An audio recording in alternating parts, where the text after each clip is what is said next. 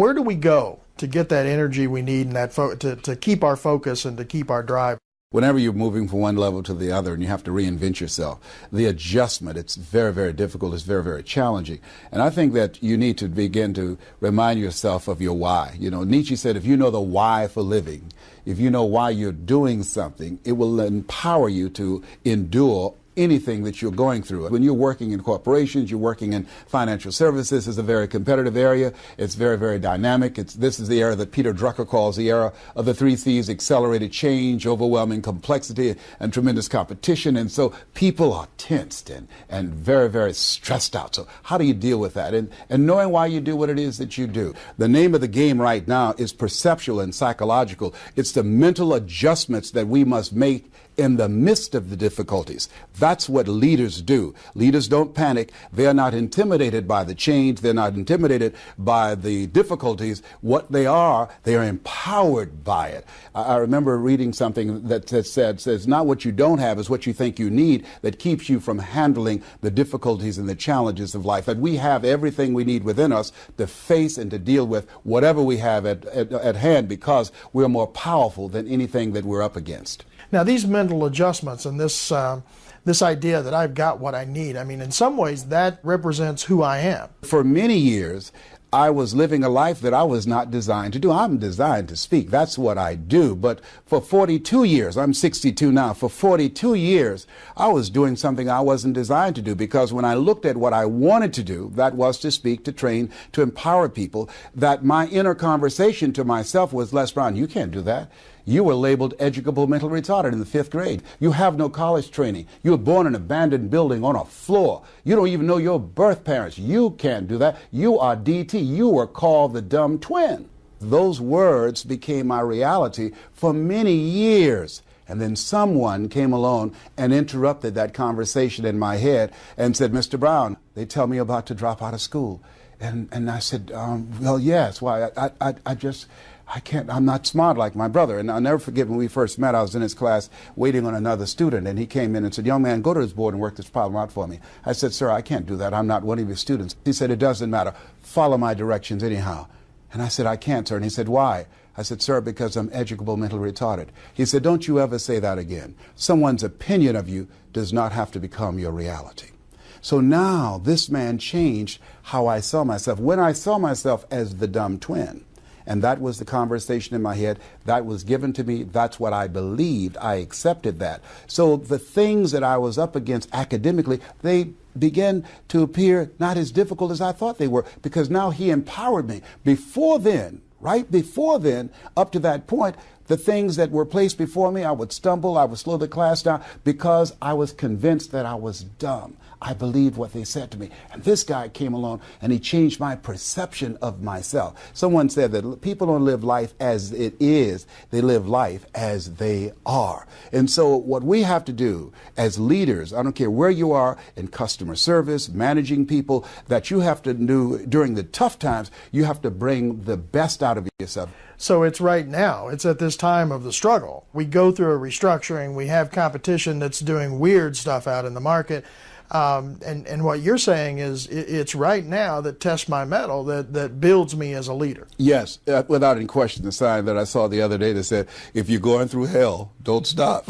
Keep moving. You know, you got to continue to move. And if you continue to move and make the adjustments and fine-tune your strategy and let the people on the organization know, hey, look here, we're going to make this happen. And here's what they have to do. They have to come from a place of, it's possible. And once people begin to know that it's possible, then they begin to work within that framework. Sometimes we have to be intelligently ignorant. Many people fail to achieve the goals that they're capable of doing because they judge according to appearances, they know too much, and they think themselves out of it. What we have to do in this point in time, at this period of our history, is begin to be open to the possibility that it's possible, that we can do this. And the next step is that it's necessary. It's necessary that we find a way to make this work, that we look for ways to optimize the efficiency of our operation. It's necessary that everybody gets on the same page. It's necessary that we develop one vision, one voice, and higher standards on how we're going to begin to drive the culture, to impact our bottom line, to begin to take the level of customer service that we envision to another level to dominate the marketplace. It's necessary. Being second place is not name of the game. That's not acceptable. We've got to make it happen. And that it's you and it's me. All of us must take ownership for it. It was George Bernard Shaw who said, the people that make it in life, they look around for the circumstances that they want, and if they can't find them, they create them. That's what leaders do. And how do I take that picture that I have and get my employees to really see the possibility as well? Speed of the leader, speed of the group. You have got to buy into it. You've got to believe it. The difference between leaders and people that are followers. Leaders, it's a whole different standard for them. You know, it's a difference between being in the business and the business being in you. That it has to be who you are and that you set the pace for the organization. If the leader becomes cynical, if there's any doubt, if you don't have absolute faith that you can make it happen, if you become cynical, if they sense that you don't believe that it can happen, if you start complaining about the fact that you can't get your higher-ups to answer, or there's so much political bureaucracy that we have to deal with, that you're frustrated, that you don't know what to do, that you're pulling your hair out, that you can't sleep at night because of the fact that it's out of your control. If you have that victim mindset and feeling powerless, that nonverbal communication, your facial expression, your energy, the spirit of who you are, that will permeate and contaminate the spirit of the organization. Many leaders, their effectiveness with their people, their impact, their influence begins to diminish because they don't take the time to sharpen their minds, to build their faith, to build their skills, to empower and increase their confidence in themselves. So part of what we have to do, all leaders, you have to take time to pour into yourself, and you've got to also reach out. You've got to have a board of advisors, and it's your support committee that will give you a home court advantage. More teams win at home than they do on the road. 87%. Why? Because they have people cheering for them. I think that all leaders should have people around them, their group, their mastermind group, that will help to pour into them. There's safety and counsel that they can talk to. One of the things I always tell leaders is that ask for help, not because you're weak, but because you want to remain strong. And ask for help, and don't stop until you get it. What do I do if I'm just not interested in playing this game? You know, it's easier. Maybe I'll just coast it out. You know, some of us have had our careers for a long time. Yes. Can't I just mark time until this passes, or, you know, until something new comes along? You can do that. You can become a volunteer victim and choose to play your life out like that. What if you live your whole life only to discover that it was wrong? That you just showed up, they paid you just enough to keep you from quitting, and you worked just hard enough to keep from getting fired. I had a friend of mine say to me, I was in radio at that point in time, working for Skyway Broadcasting Company in Columbus, Ohio, and this guy named Horace Perkins, he was the head of sales. He said, Les Brown, you are sorry. I said, what do you mean, man? You know, I'm sorry. I'm the #1 personality in the morning here in Columbus. What do you mean? He said, it's still not enough. You can do better than that, man. Your abilities, your talents go beyond this microphone. You can do more than that. You're more than just a disc jockey. I said, well, how do I do that? He says, never ask how. Just make your commitment that you're going to develop yourself, man. He said, live full, Les, and die empty. Wow, that grabbed me. I did not know at that point in time, I just saw myself as a disc jockey. He challenged me. You know, Robert Schuller said, you either expand or you are expendable. Today, you've got to be flexible, you've got to be adaptable, you've got to be versatile, and you've got to take responsibility for your own education, for taking control of your own career and advancing yourself. Taking responsibility for your life. You're not doing it for the corporation. You're not doing it for your supervisor. You're giving your best at all times, under all circumstances, because that's who you are. I think there's a principle there that sometimes it's just my sheer commitment and willingness to keep hammering away at what I know needs to be done. I'll never forget, Mr. Washington said, Mr. Brown, I said, yes, sir. He said, what do you want to do with your life, young man? I said, I want to take care of my mother, sir. My mother's a domestic worker in Miami Beach. You know, we used to eat the food left over, Todd, from the families that Mama cooked for. They would say, Mamie, whatever food is left over, you've adopted these 7 kids. Mama was 46, had a 3rd grade education. They said, you can pack it up and take it home and feed those children that you have adopted. And had they not done that, many nights we would have gone to bed hungry. And wow, I admire this woman. Saw her on knees scrubbing floors and cleaning toilets to take care of us. And looking at her example and her relentlessness and her unstoppable spirit, she didn't let anything stop her. And as we begin to look at ourselves and look at our lives and look at where we are, one of the things that I know that we can do more than we can ever begin to imagine.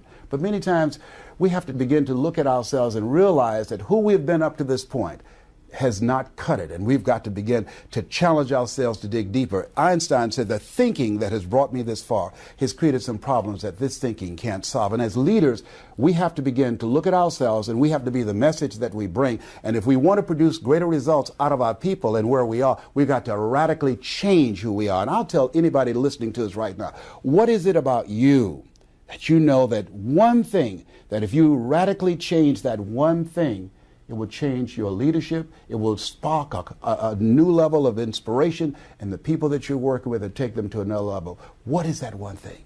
And once we do that, it's unlimited of what we can do, because if you're persistent and keep coming back again and again and again, even a broke clock is right twice a day. Now, isn't it true, though, that when it comes down to that one thing, I'm pretty comfortable with my faults. I've got my stories that I tell. I've got the way that I justify the fact that I behave. But, that's just me. It's just the way it is. You need to adjust because, that's just how I am. That's a challenge to say change. Well, that's not the way we are. See, we're all born the same way. We're all born dumb, naked, and speechless. And no one comes here knowing anything. A tree can't be anything but a tree. But the greatest power that we have as human beings, we have the power to change. Choose ye this day whom ye shall serve, the mediocre part of you or the greatness that you have within you. Challenge yourself.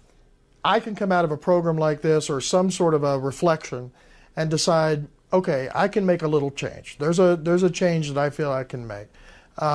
But I just don't see, I don't know that I can change all of these aspects of how I operate and how I lead. I think that what you said is crucial right here. You said, I don't know if I can do that. When I looked at the goals that I wanted to achieve, my heart said I can do that. If you ask most people, if you had your life to live over again, do you believe that you could do more than what you've done? If most people are honest, they will raise their hands and say yes. Then why is it that we don't do this? And the way that we ever do anything is we first make the commitment to do it. That's what we do. John F. Kennedy, he said, we're going to the moon. He wasn't a scientist. The technology was not around then. He said, in 10 years, we're going to the moon. He made a commitment. He spoke it into existence. In the beginning was the word. He said, we're going to the moon. We're going to make this happen. That was a commitment of this country. We're going to the moon. We will get there before the Russians.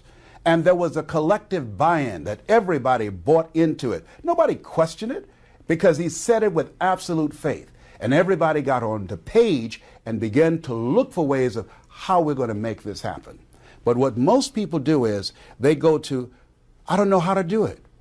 They go to, how do we do it? Asking those questions. No, make the commitment. Once you make the commitment, the how, the way, the resources, the ideas, everything you need to make it happen will begin to show up and reveal itself. Once I realize that I've got the ability and I've got it in me in my own unique, sort of way, how do I achieve my potential? What's the next step for me as a leader? Many talented and gifted leaders go on unnoticed, and the world never had a chance to hear from them because they allow themselves to become negative. They allow themselves to become volunteer victims. They allow themselves to focus on the problem rather than the possibilities. Jim Rohn said, when the end comes for you, let it find you conquering a new mountain, not sliding down an old one. You got to continue to stretch, continue to grow, continue to expand. Socrates says a man's reach is to supersede his grasp. Or what are the heavens for? We have far more in ourselves, but we've got to challenge ourselves. We have to engage in that process. Most people just park. They go so far and they park and they coast out to the sunset. Who you are as a person comes out and shows up in your leadership. So I believe it's about personal empowerment, becoming aware of who you are, self-awareness. And what is it that drives you? What is it that motivates you? What is it that you want? Is cultivating a sense of goodness and greatness within yourself and working on yourself and saying to yourself, I deserve this. I deserve this standard of greatness from myself, and pushing yourself. And the next level, as you engage in that process, comes a commitment of how you manage yourself, your times, your skills, your talents, your abilities, how you work with others. As you gain greater insight into yourself, you gain greater insight into others. And out of that comes some achievements that you can point to. And then that brings you to self-fulfillment. How do we get here? What worked? What did not work? Now let's go back to the process all over again. It's a continuous, ongoing process. That's why Robert Schuller said, success is never ending. We can always better our best.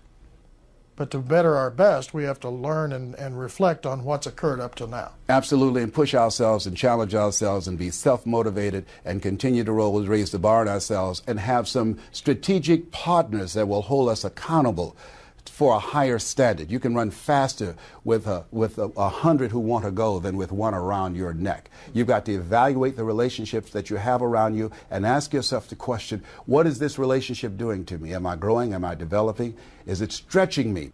If you're the smartest one in your group, you need to get a new group. So you've got to have people around you that you can learn from and that you can grow from. What would you leave us with? What do you want us to remember in this opportunity? What contribution are you going to make to us in our thinking to make this whole initiative and our role as leaders successful?